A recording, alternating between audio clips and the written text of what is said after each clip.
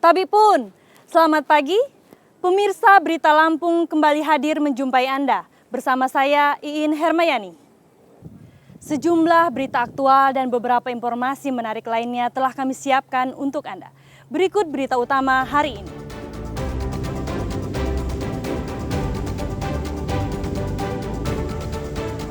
Manajer Bank Rakyat Indonesia cabang Pringsewu ditangkap karena mencuri tabungan nasabah sebesar belasan miliar rupiah.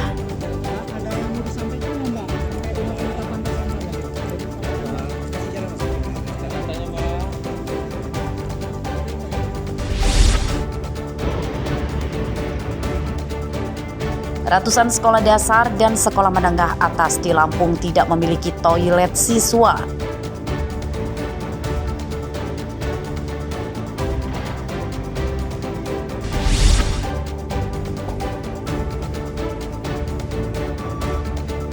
Petugas kereta api Lampung memborong puluhan lokomotif kereta barang dari Amerika Serikat.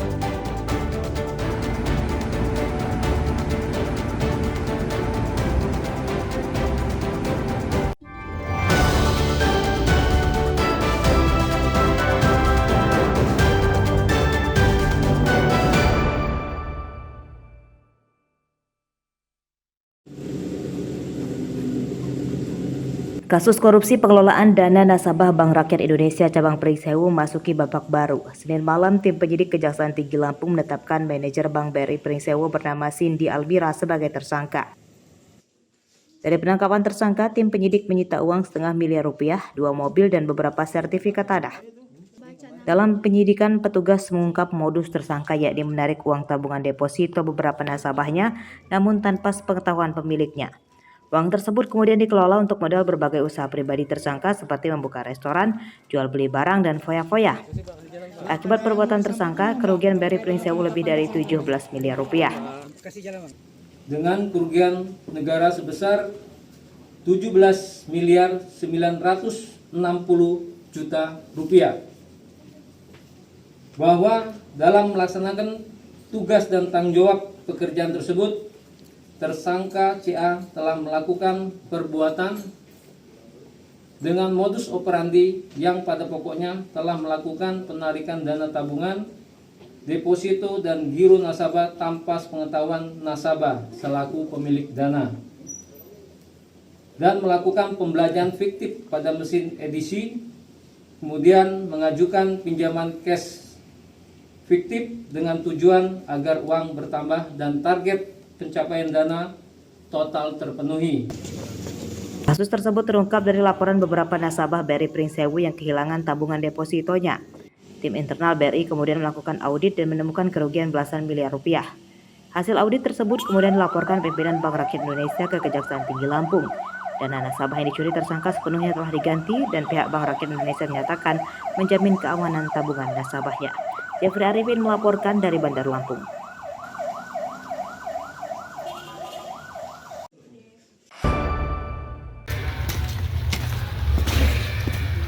Seorang sopir truk sampah di sebuah pabrik penggilingan padi di Kelurahan Karangrejo, Kecamatan Metro Utara Metro, Selasa siang ditangkap karena mencuri hampir 3 ton gabah di tempat kerjanya. Tersangka bernama Yusuf Nurdin ditangkap tanpa melawan di rumahnya di Metro Utara. Dalam pemeriksaan, polisi mengungkap pencurian gabah dilakukan oleh 3 tersangka, 1 ditangkap dan 2 lainnya masih buron. Mereka seluruhnya merupakan para pekerja di pabrik padi korban. Pencurian dilakukan saat jam istirahat siang. Modus para tersangka menaikkan hampir 3 ton gabah ke truk dan kemudian ditutupi sampah dan dibawa pergi. Tersangka berdalih nekat mencuri akibat terlilit utang dan sebagian uang hasil penjualan gabah curiannya dipakai untuk berjudi slot. Itu awal aku ngambil alat berat yang namanya forklift. Nah itu terus aku ke gudang A untuk ngambil gabah itu, lalu naikkan ke mobil sampah itu, Pak. Oh, terus setelah di mobil sampah? Setelah mobil sampah ada rekan kedua yang namanya Dewa itu nutupin gabah itu, Pak. Ditutup ya. Sama apa? Tutup sama terpal, Pak. Tutup terpal. Setelah tutup terpal, aku naikin sampah untuk nutup terpal itu, Pak. Oh, di atas terpal sampah? Iya, Pak. Profesi kamu di situ apa? Kamu sebagai apa di situ? Aku di situ sebagai supir sampah, Pak. Oh, memang supir sampah. Yang membawa mobil sampah kamu? Aku sendiri Pak. Yang bawa power clip untuk naik ini tuh kamu sendiri? Aku sendiri Pak. Kamu berapa orang itu ngelakuin itu? 3 orang Pak. Pelaku melakukan kegiatannya bersama tiga pelaku lainnya, yang kebetulan pelaku adalah sebagai sopir truk yang membuang sampah ya, untuk sampah dari pabrik tersebut. Dan dengan modus yaitu sebelum membuang sampah pada jam istirahat dengan karyawan lain beristirahat, mereka melakukan aksinya dengan mengambil 3 karung pet ya, karung pet yang sebanyak 3 karung dengan menggunakan alat forklift, sehingga pabrik dirugikan sekitar 2 ton lebih ya, dengan nilai 18.600.000. Kerugian korban ditaksir 18 juta rupiah. Penyidikan tersangka masih dikembangkan polisi untuk memburu 2 temannya. Asep Saifullah melaporkan dari Metro.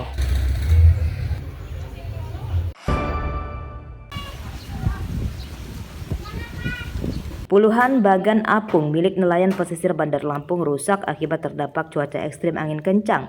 Untuk mencegah kerusakan yang lebih parah, para nelayan memilih menepikan bagan mereka sekaligus untuk segera diperbaiki.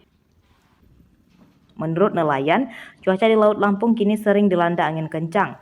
Banyak bagan apung yang dipasang di tengah laut bergerak terbawa angin dan bertabrakan dengan bagan lain hingga menimbulkan kerusakan berat. Cuma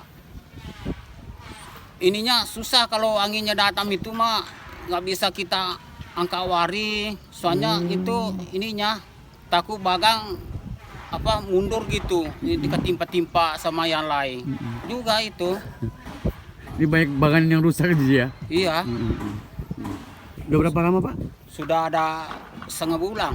Setengah bulan? Iya. Kenapa Pak sebabnya Pak? Iya karena angin itu. Ini ya banyak lah yang ini dinaikin di sini rusak, didandam ini di sini.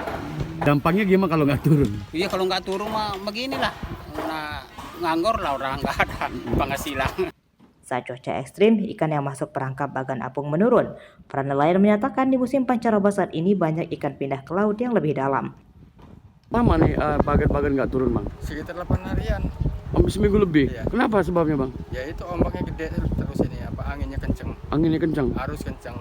Oh angin dan arus kencang? Arus, ya. Informasinya ada bagan juga yang gelam ya Bang? Ya yang roboh ada. Yang roboh? Ya makanya ini mau dilihat takut ada yang roboh. Sejauh ini ganggu nggak sih Bang? Ya ganggu lah Pak untuk permakan kita sehari-hari ya dari sini, kalau nggak dapat ya susah kita. Para nelayan yang bagannya rusak kini kehilangan penghasilan. Waktu libur mereka dimanfaatkan untuk memperbaiki bagan dan mereka berharap cuaca segera kembali normal. Arsadi Saputra melaporkan dari Bandar Lampung.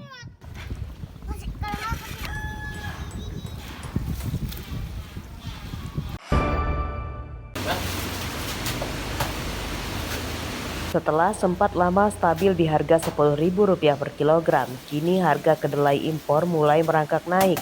Harga kedelai dikeluhkan banyak para produsen tahu dan tempe sebab kini sudah mencapai Rp11.000 per kilogram.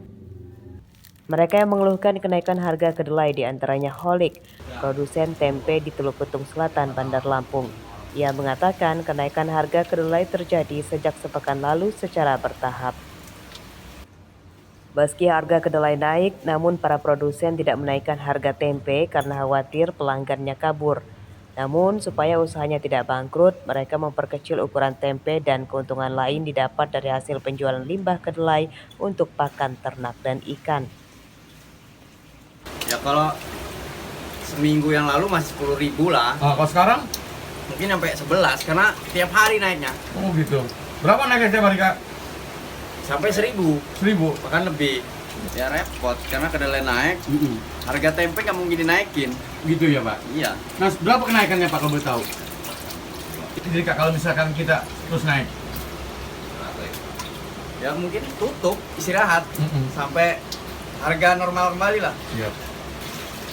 Ya kalau bisa jangan ngambil kedelai impor. Ada sih Kak, ada sih Kak. Gimana Kak? Kalau bisa ada kedelai lokal yang bagus, kualitasnya seperti impor gitu. Informasinya mau ngambil apa sih? Itu sisa kedelai. Nah itu untuk apa Pak? Untuk pakan ternak ikan. Oh memang gitu Pak? Iya. Berapa kali sekali Pak? 2 hari, kadang 3 hari sekali. Berapa?